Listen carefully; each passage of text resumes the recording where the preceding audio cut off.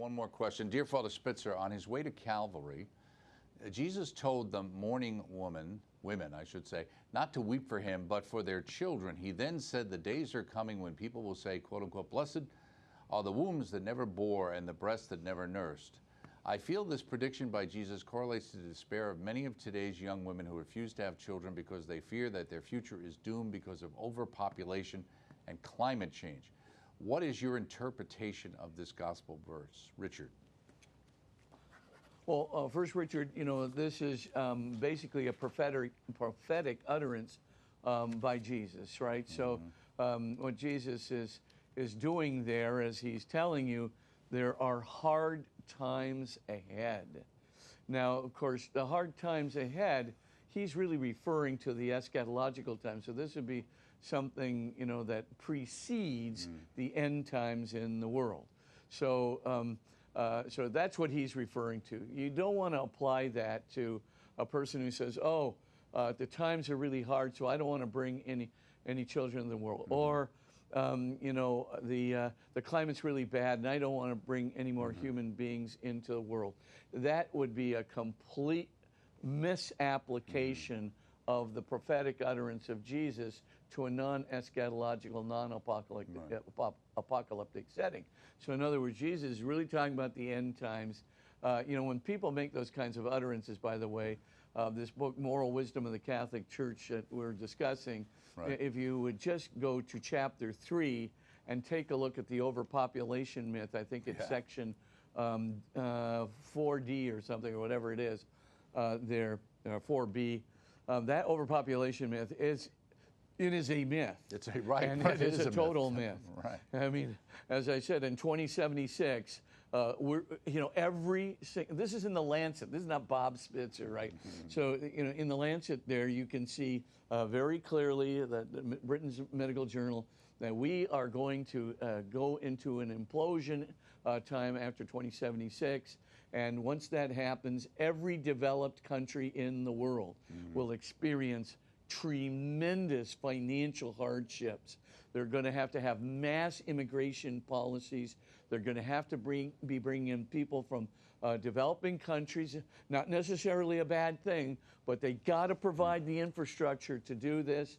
But in the meantime, you're going to have about 40 years where you've got truly 1/4 of the population almost supporting 1/2 of the population, elderly population, through taxes. It's going to become a very, very difficult situation. Even people like Elon Musk say this is going to be bad news. Right. We've got to have more people coming into the world before 2076. Make no mistake about it. And don't think, that the mass immigration that will be required in order to support the developed nations in the world, do not think that this is going to be an easy task. We should be preparing for it now. If we don't have more children in the developed world now, 2076 is going to get here real fast. That's the inflection point of implosion, and that's the inflection point at which the developed nations are really going to go into a catapult downwards, as it were, and in a vicious cycle downwards. Then you're also going to see I think a lot of other social difficulties that are going to come with it. Like I said, I'm a fan of immigration, but you have to prepare for it. Now is the time. Right. If we don't want to have children, we should be making the plans and putting the infrastructure in place, because we're going to need so many people. You think Europe is bad off, right now? You think Germany is bad off with the Gastarbeiter policy, or, in France, just bringing in huge numbers of people from the Middle East and from Eastern European countries? They have not built the infrastructure. There is social discontent there. Right, absolutely. I mean, and it's going to get worse and worse because they don't prepare for it. They don't treat the people with the respect and put the infrastructure and the materials in place. There's only 2 ways out of the implosion. Right. Number 1, you're going to have more kids. Number 2, you're going to have to prepare for massive immigration, or both. but that's it. It's either that or we're going to just economically and sociologically, we're going to collapse. And it's not just me. This is what people are saying. And by the way, the whole idea that the net wealth per capita in the developing nations has gone down, hogwash. It's gone up by 4.8 times over the times of the largest population growth.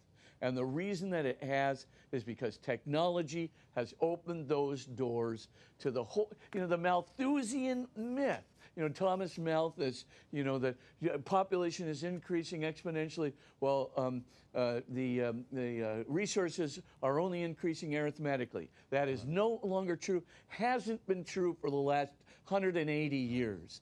Basically, the resource increase has been exponentially proportional. In fact, even beyond exponentially proportional to the population growth because of technology, because of not just technologies in food production and energy production and communications, but technology also in the whole area of education and communication, et cetera. So this is a it's a myth from day one and it goes, that the eugenics people. Right, exactly, and it fits in with the climate change, because what you've got is this approach that people are bad for the climate.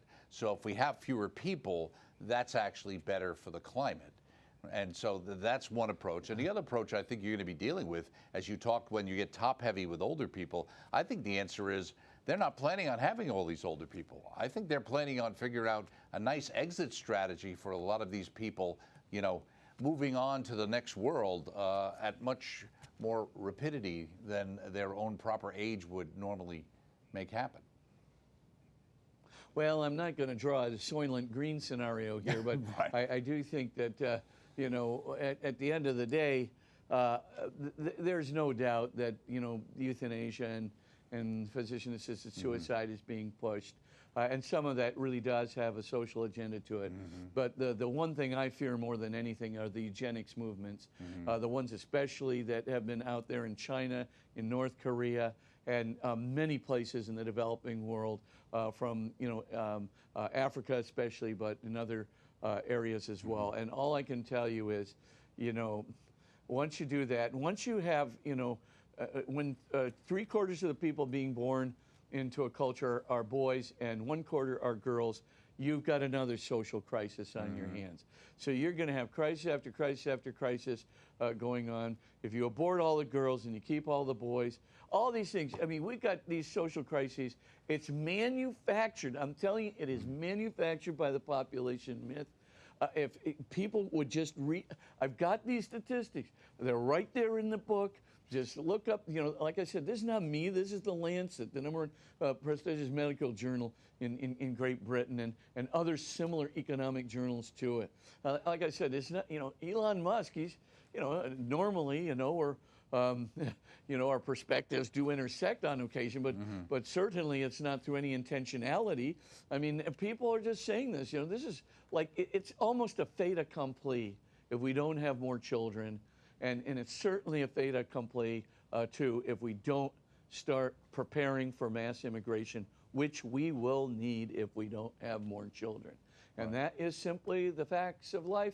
Absolutely. And you can say, oh, I doubt that very seriously. Well, go ahead and wait till 2076. That seems to be the maneuver everybody wants to make. But just to let you know, when population equality is going to happen, that's going to be in 2047. And then the slight downward turn in the developing nations is going to happen. In 2076, mark my words, it's going to be a very, very interesting new scenario. And the idea of the population explosion, people are going to say, whoa, what happened here? And all I can say is it was perfectly evident even today. If anybody wants to look at the studies instead of believing the propaganda put out by the usual cultural media and those little intellectual elitists that are underlying the popular culture's belief in such things. Right, and after all, Paul Ehrlich's predictions were all untrue. Nothing came true what he had in his book. And if you look at all of these people, they have as bad a record as the people who keep predicting when Christ is going to come back to earth. They're always wrong. Right? Yeah, well, that's right. And that's right. You've certainly got the right idea there. Right, yep, I could. But no, the death and doom scenarios not only didn't come to pass, they were the exact opposite of what was predicted. Right. So when they said that resources would crumple up, resources actually expanded exponentially. When they said that the financial markets would crumble, financial markets went up exponentially, and the net per capita wealth in the developing countries actually went up over 4 times, et cetera, et cetera. So you look at it, you take a look at all the United Nations sustainability goals that were established like 17 years ago. Gosh, we're over halfway there on potable water, on food, disease control, childhood mortality, everything. I mean, we've divided. In fact, it's less than half of the problem that it was previously. Right. So, like I said, if you just want to read these things, just go to that chapter 2 of my book. Just go to section 4, I think it's 4B, the overpopulation myth. And I'm not kidding you. It really is fascinating. Okay.